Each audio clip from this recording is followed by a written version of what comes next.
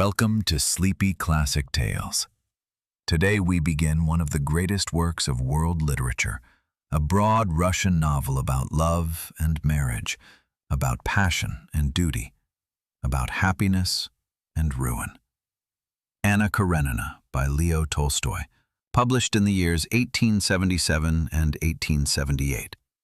It tells of a beautiful woman of high society who loses herself in a fateful love, and alongside her, like a quiet counterpoint, of a man who seeks a true and meaningful life in the countryside. The novel opens with a famous line: "All happy families are alike, but every unhappy family is unhappy in its own way." Make yourself comfortable, let go of the day, and come along. In the house of Prince Stepan Arkadyevich Oblonsky, whom everyone simply called Stiva, there was discord. His wife, Dolly, had discovered that her husband had been unfaithful to her, and the once comfortable home had fallen into turmoil. Stiva, a good-natured, high-spirited, and careless man, regretted less the deed itself than the grief he had caused, and he was at a loss how to restore peace to his household. In this awkward situation, he set his hopes on his sister, who was expected on a visit from Petersburg. Anna Arkadyevna Karenina, a woman of great beauty, intelligence, and kindness of heart, whom he tenderly loved and whom he trusted to mediate between himself and Dolly. Around the same time, another guest arrived in Moscow, a friend and social equal of Stiva's, the landowner Konstantin Dmitrievich Levin. He was an earnest, sincere, and somewhat shy man who lived on his country estate and occupied himself with questions of farming and of the right way to live. Levin had come to Moscow with a particular purpose that stirred his heart. He wished to ask for the hand of young Kitty, Dolly's youngest sister, a graceful girl of 18 whom he had long and deeply loved. Full of hope, and at the same time full of anxious uncertainty, he sought Kitty out and laid his proposal before her.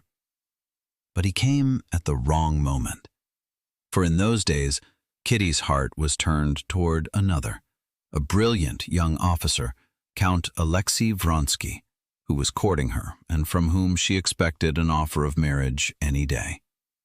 In the bloom of her youthful infatuation and dazzled by the splendor of the distinguished Count, Kitty refused the honest Levin. Deeply wounded and ashamed, he withdrew and left Moscow to heal the wound of his disappointment on his estate. But Kitty did not suspect that her hope of Vronsky rested on shifting ground, and that in those very days a woman was coming to Moscow who would undo all her young happiness. Anna Karenina arrived in Moscow, and her very first meeting with Count Vronsky carried within it the seed of what was to come. It happened at the railway station, in the crush of arriving passengers, where Vronsky was awaiting his mother and Anna was just stepping down from the same train. A brief glance, a single moment, and yet there already lay in it something that touched them both in a way they had not yet admitted to themselves. At first, Anna fulfilled her task. With intelligence and heartfelt warmth, she spoke with Dolly, won her trust, and moved her to forgive the repentant Stiva so that peace was restored to the household. Everyone in the house admired Anna's kind, refined nature. Soon afterward came that ball, which was to decide the fate of several people. Kitty went to it with a pounding heart, for she expected that Vronsky would confess his love to her that evening and ask for her hand. She appeared in all her youthful grace, full of hope and happiness.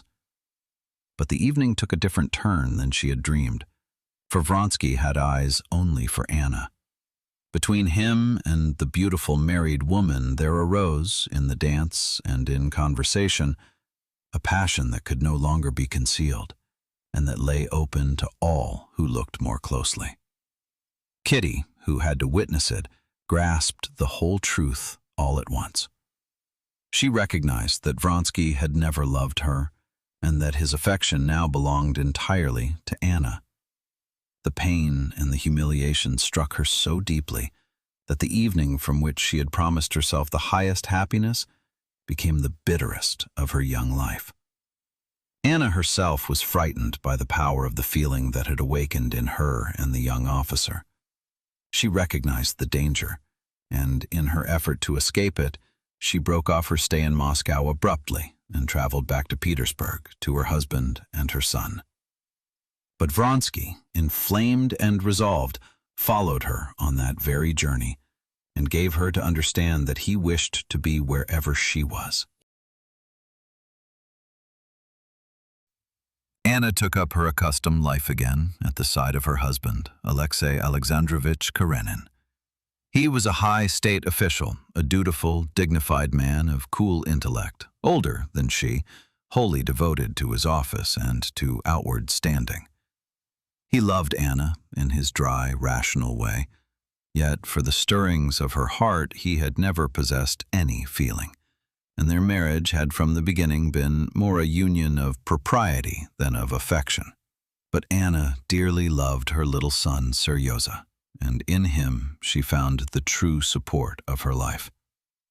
Yet the peace to which she had hoped to return was gone. Vronsky had followed her to Petersburg, and he would not let go. He sought her nearness in the drawing rooms of society. He met her wherever the chance arose, and with each meeting the passion between them grew.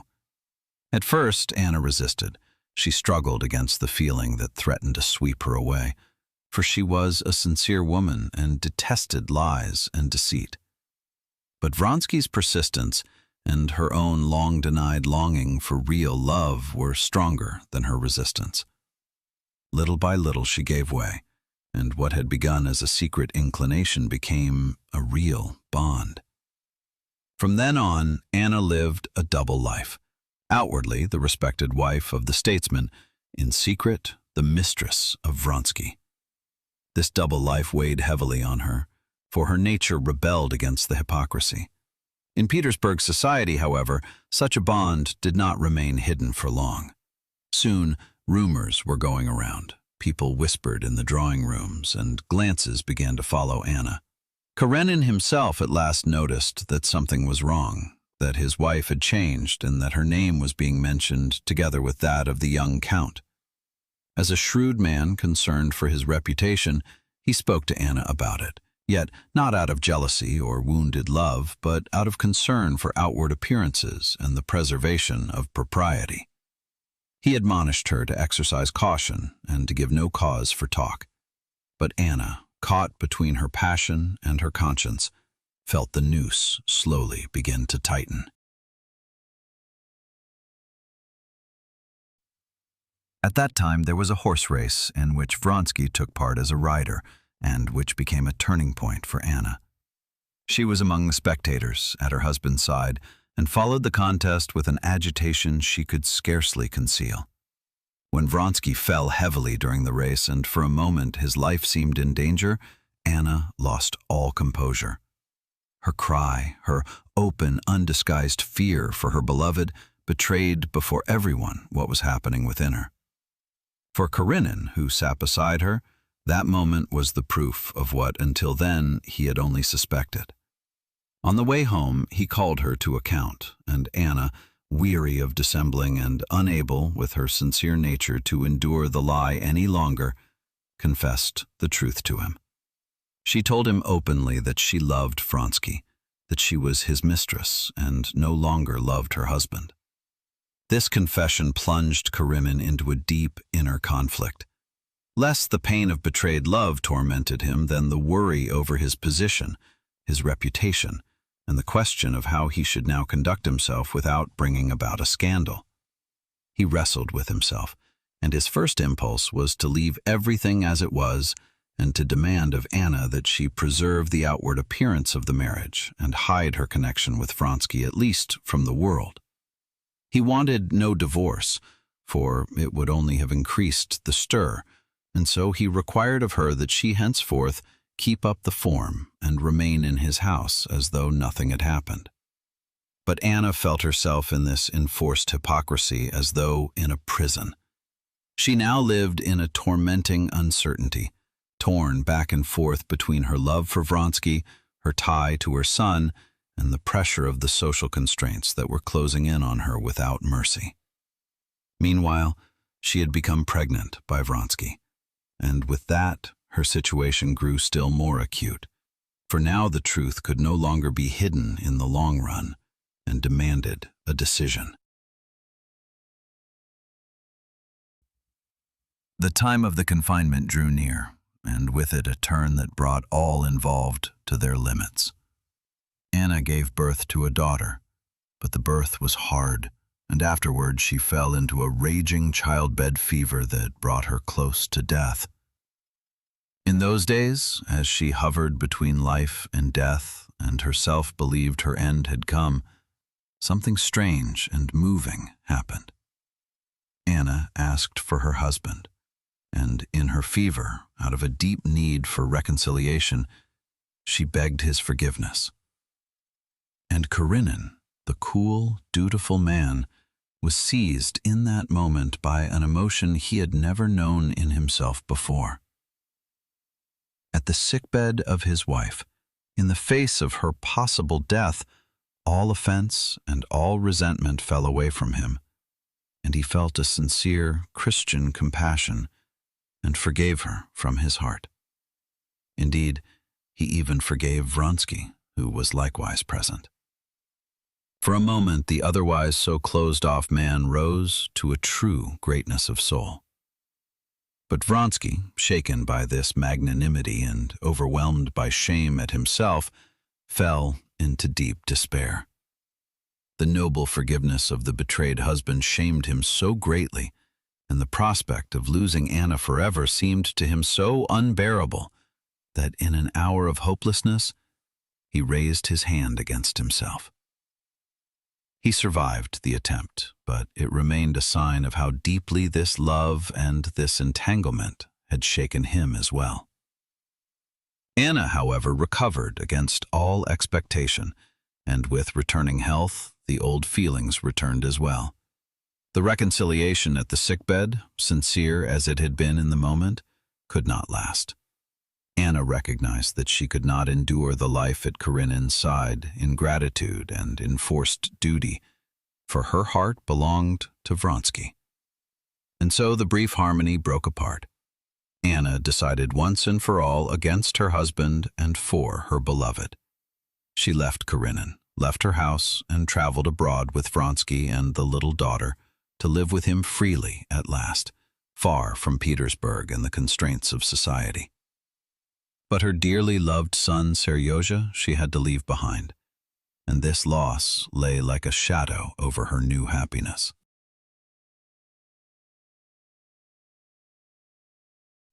While Anna and Vronsky were abroad, the lives of other people took their quieter, happier course.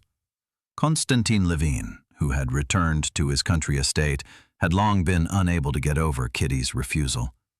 He threw himself into work, mowed the grass with his peasants, pondered the questions of farming and of the right way to live, and sought in the labor of the day and the nearness of nature a peace that came only slowly. But Kitty, too, had changed.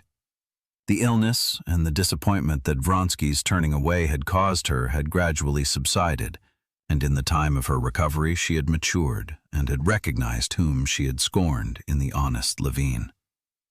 When the two met again after a long time, the old misunderstanding was overcome. Levin's love had never died, and in Kitty he now found the warm, understanding woman for whom he had longed. They were reconciled, confessed their feelings to each other, and became engaged, and soon afterward they celebrated their wedding. Their shared life in the country, with its simple joys, its work, and its domesticity, formed the calm, bright counterpart to the passionate and restless bond of Anna and Vronsky. These returned after some time from abroad to Russia, for Anna longed unquenchably for her son, Seryozha, whom she had been forced to leave behind. Secretly, in fear, she gained entrance to her husband's house to see the child again for a few minutes on his birthday. it was a reunion full of tenderness and pain, and the parting from the boy, whom she loved above all and who was now growing up in his father's care, tore at her heart. For Karenin had refused to consent to the divorce and had kept the son with him, and so Anna remained separated from her child, which gave her no peace even in her new happiness with Vronsky.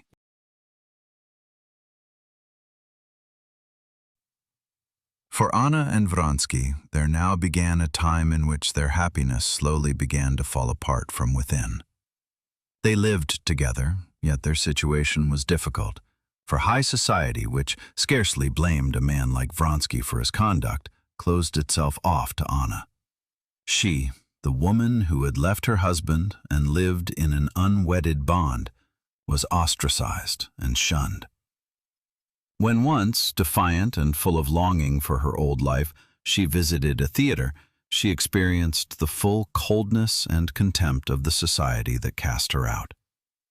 This ostracism struck Anna deeply and threw her more and more back upon Vronsky alone, who now had to be her whole support and her whole world. The couple at last withdrew to Vronsky's country estate, but the solitude and Anna's growing inner unrest began to poison their love. Anna, who had given up everything for Vronsky, her husband, her son, her position, her good name, clung to him with all her strength and demanded of his love a perfection that no human being can give. She grew jealous, suspicious, tormented herself with the thought that his love might grow cold, and tormented him too with her mistrust. Vronsky, who still loved Anna but longed for a piece of the old, free life, for activity and the company of others, felt oppressed by her reproaches and her clinging fear. And so quarrels arose between them more often and more fiercely, and what had once begun as a great passion turned more and more into an alternation of strife, reconciliation, and fresh strife. Anna saw with horror how the foundation of her life began to totter. She had staked everything on this one love, and now she believed she felt it slipping through her fingers. In her despair and loneliness, tormented by jealousy and the feeling of meaning nothing to her son, nothing to society, and, in the end, nothing to Vronsky, her mind grew darker and darker, and gloomy thoughts began to take possession of her.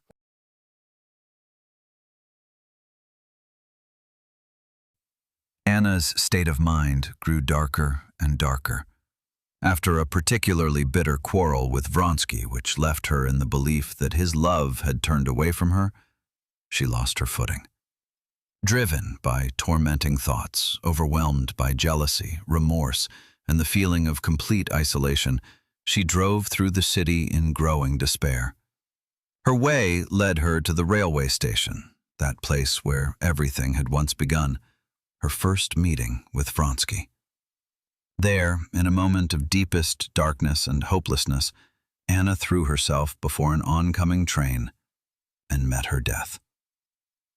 So ended the life of this intelligent, beautiful woman, capable of great love, who broke on the incompatibility of her passion with the laws of her world and on her own inner dividedness. Her death plunged Vronsky into the deepest despair.